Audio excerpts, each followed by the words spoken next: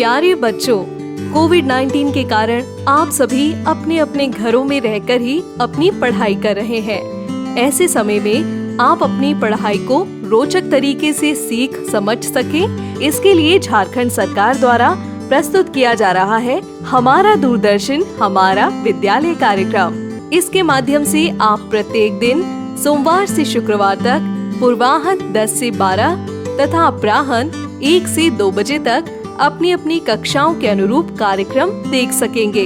अब पढ़ाई नहीं रुकेगी। स्कूली शिक्षा एवं साक्षरता विभाग झारखंड। नमस्कार दोस्तों, आइए देखते हैं कि आज हम क्या पढ़ेंगे। तो आज हम एपिसोड की शुरुआत में 9वीं कक्षा में साइंस की अध्याय ऊतक का भाग 2 पढ़ेंगे और साथ ही इस पर आधारित कुछ रोचक प्रश्नों को भी देखेंगे। और फिर 11वीं कक्षा के फिजिक्स में हम पढ़ेंगे समतल में गति। इस अध्याय का भी आज हम दूसरा भाग देखेंगे और फिर इन पर आधारित कुछ प्रश्नों को भी जानेंगे। तो आइए शुरू करते हैं हम अपना प्रोग्राम डिजी साथ। अब पढ़ाई नहीं रुकेगी। नमस्कार दोस्तों, आज का हमारा अध्याय है ऊतक भाग 2।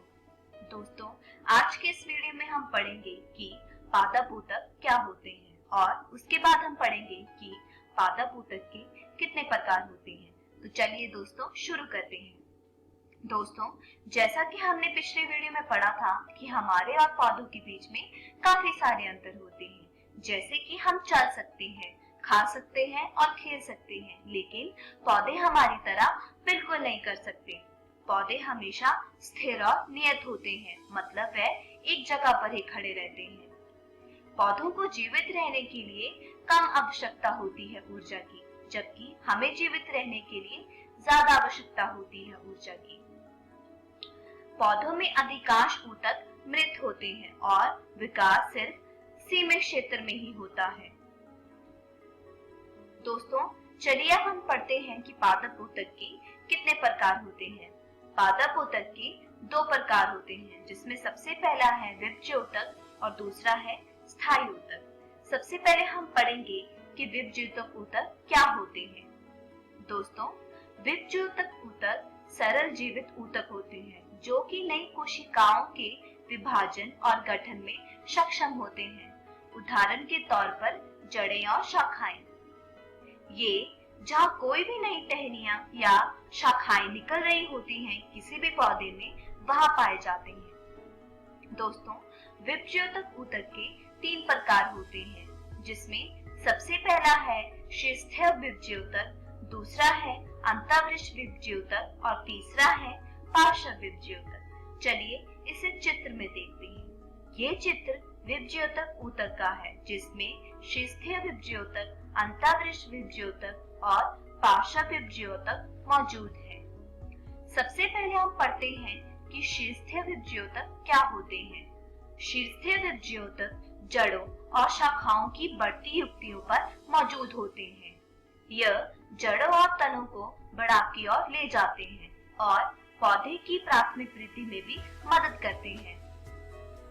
चलिए इसे एक उदाहरण के माध्यम से समझते हैं। मान लीजिए कि एक कोई पौधा है, तो जिस तरफ ये पौधे विकास करेंगे, शीर्षस्थीय विभज्य ऊतक उसकी आखिर की युक्तियों में ही मौजूद होंगे। इसी तरह से पौधे की जड़ों में भी ये आखिर की युक्तियों में ही मौजूद होते हैं। ये जड़ों और शाखाओं को बढ़ने में भी मदद करते हैं और प्राथमिक वृद्धि में भी मदद करते हैं। चलिए दूसरा हम पढ़ते हैं अंतःवृष्ट विभज्य ऊतक। ये इंटरनोड्स में मौजूद होते हैं और अंतःवृष्ट विभज्य ऊतक शीर्षस्थीय विभज्य ऊतक का ही हिस्सा होते हैं, जो कि विकास के दौरान पीछे रह जाते हैं और ये पौधे के अनुदैर्ध्य विकास में भी मदद करते हैं। चलिए इसे भी एक उदाहरण से समझते हैं। ये जो भी मुख्य शाखा होती है जिसमें से एक नई टहनी निकलती है, ये वहीं पे मौजूद होते हैं। जो शीर्षस्थीय विभज्य ऊतक है वो जड़ों और शाखाओं को बढ़ाता चलता है। शीर्षस्थीय विभज्य ऊतक का ही हिस्सा जो कि पीछे रह जाता है उसे ही अंतःवृष्टविभज्योतक कहते हैं। तीसरा है पार्श्वविभज्योतक। ये माध्यमिक विकास के लिए जिम्मेदार होते हैं। ये संवहनी ऊतक को भी जन्म देते हैं और पौधे के अनुदैर्ध्य पक्ष में भी साथ देते हैं। दोस्तों, इस चित्र में हमें कुछ पंक्तियां दिखाई दे रही हैं, मतलब कुछ लाइंस दिखाई दे रही है। यही पार्श्वविभज्योतक कहलाता है। ये शाखा की चौड़ाई को बढ़ाता है जैसे जैसे पौधा विकास करता है। चलिए दोस्तों, अब हम देखते हैं कि स्थायी ऊतक क्या होते हैं। स्थायी ऊतक के पास निश्चित आकार होता है। ये मृत या जीवित हो सकते हैं। स्थायी ऊतक विभाजित नहीं होते हैं। दोस्तों, जैसा कि हमने पढ़ा कि विभज्योतक ऊतक विभाजित हो सकते हैं, परंतु स्थायी ऊतक जो होते हैं वह विभाजित नहीं हो सकते हैं। स्थायी ऊतक के दो प्रकार होते हैं, जिसमें सबसे पहला होता है सरल स्थायी ऊतक और दूसरा होता है जटिल स्थायी ऊतक। दोस्तों, इस वीडियो में हम सिर्फ सरल स्थायी ऊतक के ही बारे में पढ़ेंगे। यह चित्र सरल स्थायी ऊतक को दर्शा रहा है, जबकि यह चित्र जटिल स्थायी ऊतक को दर्शा रहा है। चलिए दोस्तों, अब हम देखते हैं कि सरल स्थायी ऊतक क्या होते हैं। दोस्तों, सरल स्थायी ऊतक के दो प्रकार होते हैं, जिसमें सबसे पहला है सुरक्षात्मक ऊतक और दूसरा है सहायक ऊतक। सरल स्थायी ऊतक एक ही प्रकार की कोशिकाओं से बने होते हैं और इन कोशिकाओं का कार्य और आकार एक ही जैसा होता है। सुरक्षात्मक ऊतक के दो प्रकार होते हैं, जिसका सबसे पहले है एपिडर्मिस और दूसरा है कॉर्क फिलाइलम। सबसे पहले हम एपिडर्मिस के बारे में पढ़ेंगे। दोस्तों, एपिडर्मिस पौधे के अंगों की बाहरी परत जैसे कि पत्ती, फूल और जड़ों में होता है। ये पौधे को संक्रमण से बचाता है। उदाहरण के तौर पर देखें तो ऊपर दिए गए चित्र में हमें कुछ पत्तियां सी दिखाई दे रही हैं। इन पत्तियों के ऊपर एक पतली सी झिल्ली होती है, जिसे हम कहते हैं एपिडर्मिस। इस एपिडर्मिस के ऊपर एक मोम की परत होती है, जिसे हम जल रोधक परत कहते हैं। इस पतली सी झिल्ली में छोटे छोटे छिद्र पाए जाते हैं, जिन्हें हम रंध्र कहते हैं और इंग्लिश में कहते हैं स्टोमेटा। इस रंध्र में गुर्दे के आकार की कोशिकाएं होती हैं, जिसे बचाव कोशिकाएं कहते हैं। दोस्तों, ये चीजें हम अपनी खुली आंखों से नहीं देख सकते हैं। इन चीजों को देखने के लिए सूक्ष्मदर्शी की जरूरत पड़ती है। यह चित्र एक पत्ती का सूक्ष्मदर्शी द्वारा देखा गया चित्र है। दोस्तों, आपको इस चित्र में गुर्दों के जैसा कुछ आकार दिख रहा होगा, जिसे हम रंध्र कहते हैं, मतलब स्टोमेटा। दोस्तों, एपिडर्मिस का कार्य पौधों को सूखने से और खराब होने से बचाना होता है, और जो ये छोटे छोटे छिद्र होते हैं वो प्रकाश संश्लेषण के द्वारा गैसीय उत्सर्जन की अनुमति देते हैं और ये पानी के वाष्प बनकर ना निकलने की प्रक्रिया में भी मदद करते हैं। दूसरा हम पढ़ते हैं कि कॉर्क और फिलाइलम क्या होते हैं। दोस्तों, हमने कोशिका वाले अध्याय में पढ़ा था कि कॉर्क क्या होता है। अगर आपको याद हो तो हम जानते हैं कि कॉर्क पेड़ की एक छाल होती है, मतलब जो भी पेड़ का तना होता है। इसमें कोई भी छिद्र मौजूद नहीं होता। ये पौधों को मजबूती प्रदान करता है। कॉर्क का उपयोग क्रिकेट बॉल, टेबल टेनिस आदि बनाने के काम में भी आता है। ये सिर्फ मृत कोशिकाओं से ही बने होते हैं। कॉर्क में अंतरकोशिकीय स्थान नहीं होते हैं और ये पौधों के संक्रमण को भी बचाता है। ये पौधों के लिए झटका, मतलब अगर हम किसी भी पेड़ को हिलाने की कोशिश करें तो वह नहीं हिलता है, उससे सहने के लिए क्षमता प्रदान करता है, मतलब पेड़ को मजबूती प्रदान करता है। तो दोस्तों, ये होते हैं सुरक्षात्मक ऊतक। अगली वीडियो में हम सहायक ऊतक के बारे में पढ़ेंगे। दोस्तों, इस वीडियो में हमने सीखा कि पादप ऊतक क्या होते हैं और सरल स्थायी ऊतक क्या होते हैं। अगली वीडियो में हम पढ़ेंगे कि सहायक पादप ऊतक क्या होते हैं और जटिल पादप ऊतक के कितने प्रकार होते हैं। दोस्तों, मैं आशा करती हूँ आपको आज का ये वीडियो समझ आया होगा। तब तक आप अपनी पाठ्य पुस्तक से आज के पढ़ाए इन विषयों को दोहराने की कोशिश कीजिएगा। धन्यवाद। पौधों में अधिकांश ऊतक क्या है? जीवित, मृत, कोई ऊतक मौजूद नहीं, ऊपर में से कोई नहीं। इनमें से कौन सा स्थायी ऊतक का प्रकार होता है?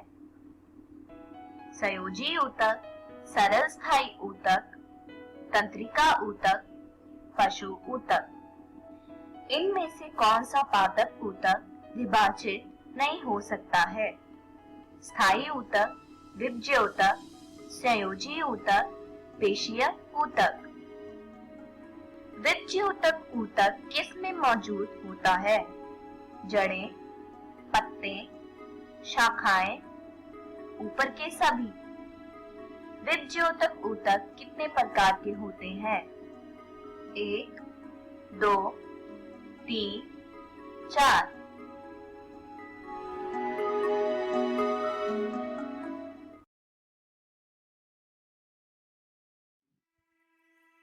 नमस्कार दोस्तों, आज हम पढ़ने जा रहे हैं कक्षा 11वीं के भौतिकी का अध्याय समतल में गति भाग 2।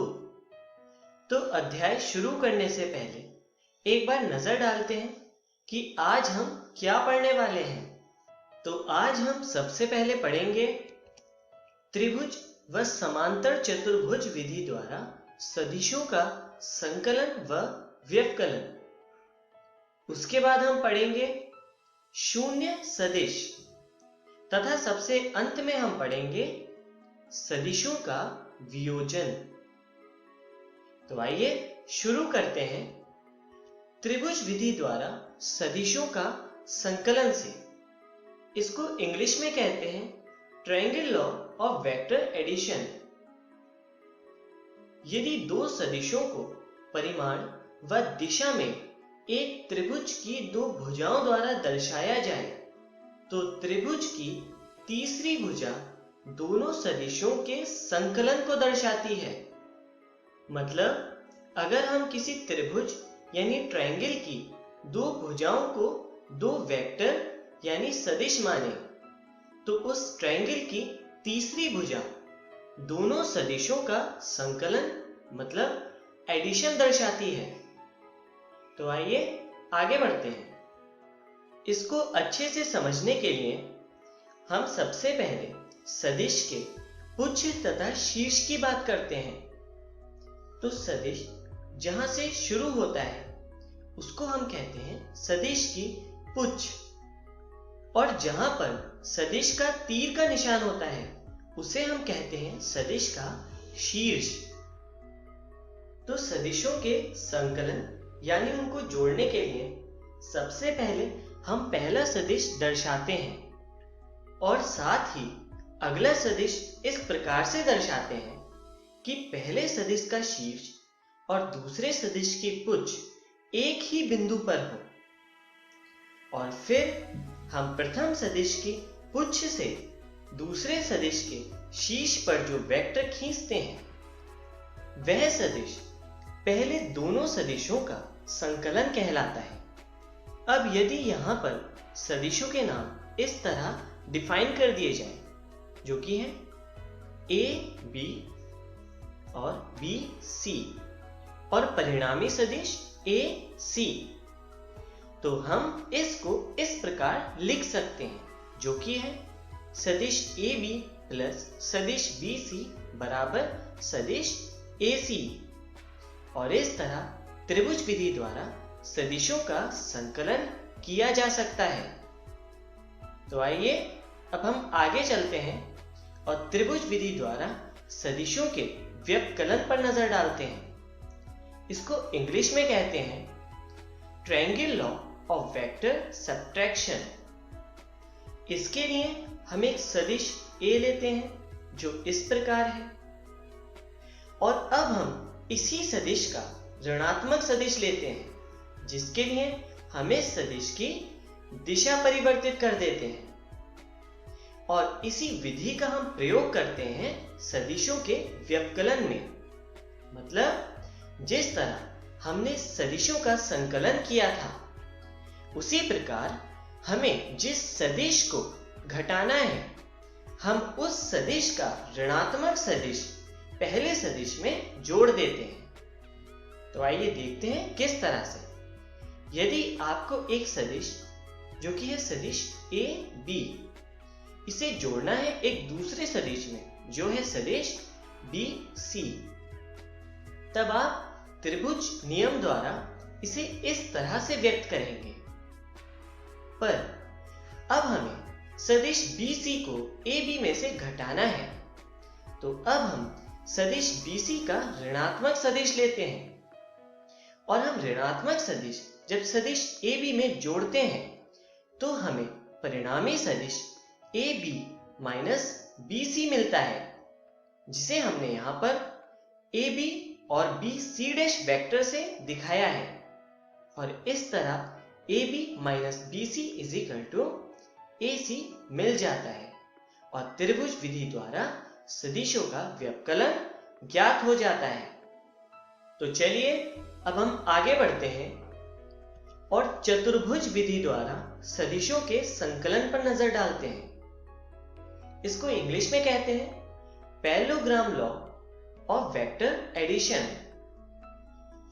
इसके अनुसार यदि एक समांतर चतुर्भुज की दो साथ की भुजा दो सदिशों को व्यक्त करें, तो समांतर चतुर्भुज का विकर्ण जो दोनों सदिशों को स्पर्श करे एक नए सदिश को प्रदर्शित करेगा, जो दोनों प्रारंभिक सदिशों का संकलन होगा।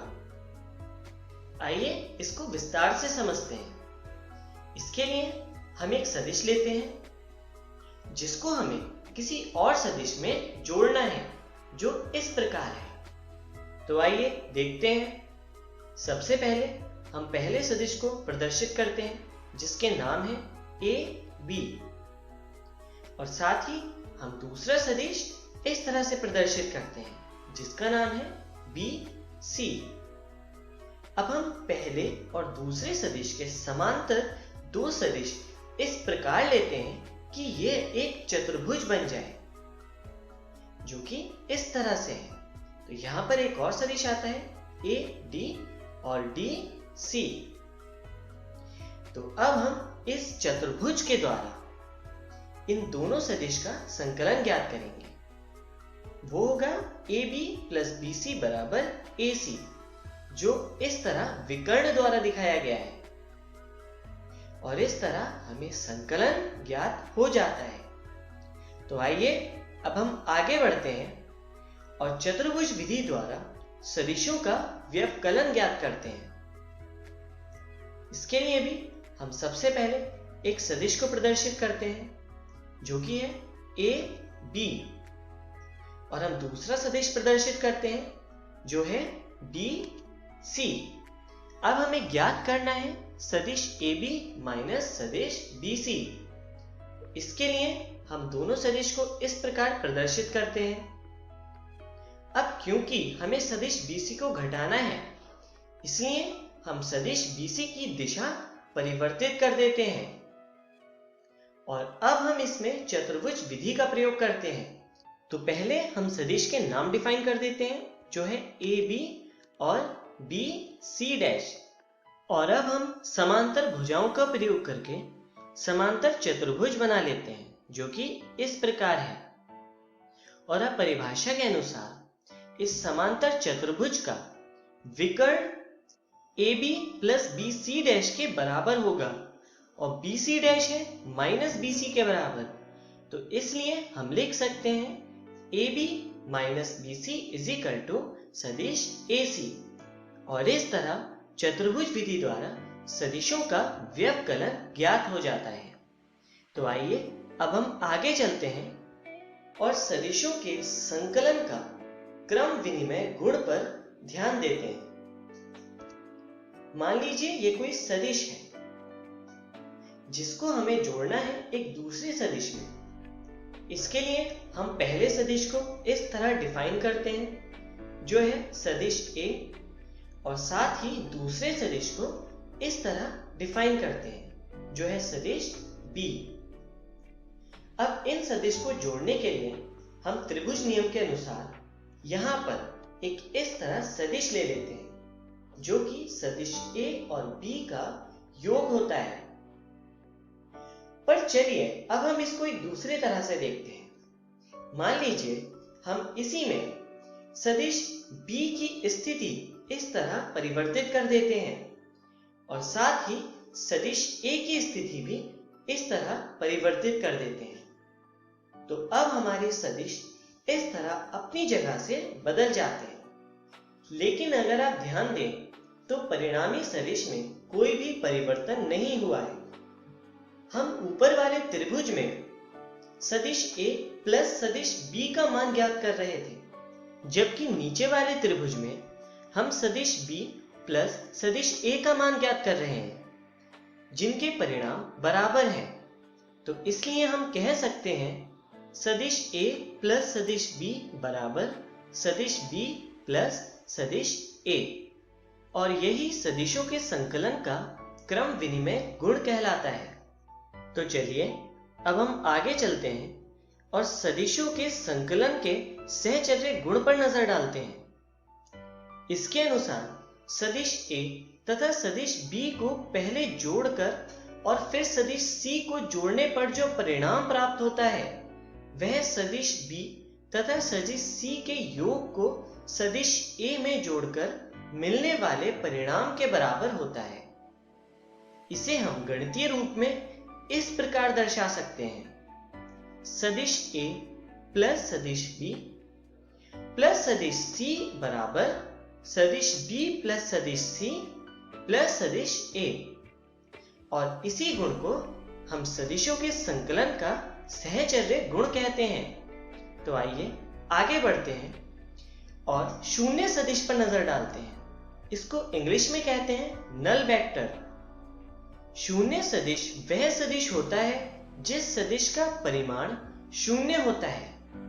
मतलब अगर किसी सदिश का मान शून्य है तो वह सदिश शून्य सदिश कहलाता है।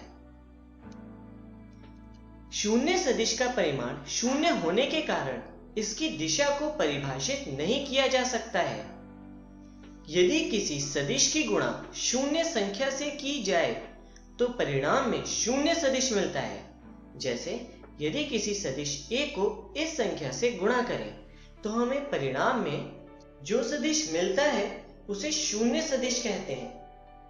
तो आइए अब आगे चलते हैं और सदिशों के वियोजन पर नजर डालते हैं। इसे इंग्लिश में कहते हैं रिजोल्यूशन ऑफ वेक्टर्स। सदिशों का वियोजन एक प्रणाली है, मतलब सदिशों का वियोजन एक प्रोसेस है, जिसके अंतर्गत एक सदिश को कई अन्य सदिशों के रूप में तोड़ा जाता है। यदि किसी समतल में दो सदिश A तथा B हैं और इसी समतल में एक तीसरा सदिश C भी है, तो सदिश C सदिश A तथा B के रेखीय संयोजन के रूप में व्यक्त किया जा सकता है, जिसे इस प्रकार दर्शाया जाता है, जहां λ1 और λ2 दो वास्तविक संख्याएं हैं। तो आइए आगे चलते हैं और जानते हैं कि आज की वीडियो में हमने क्या सीखा। तो आज हमने सीखा सदिशों का संकलन व व्यवकलन। उसके बाद हमने पढ़ा क्रम विनिमय व सहचर्य गुण, तथा सबसे अंत में हमने पढ़ा सदिशों का संयोजन। तो अगली वीडियो में हम सदिशों के संयोजन को जारी रखेंगे और साथ में पढ़ेंगे एकांक सदिश और विश्लेषणात्मक विधि द्वारा सदिशों का संयोजन। धन्यवाद।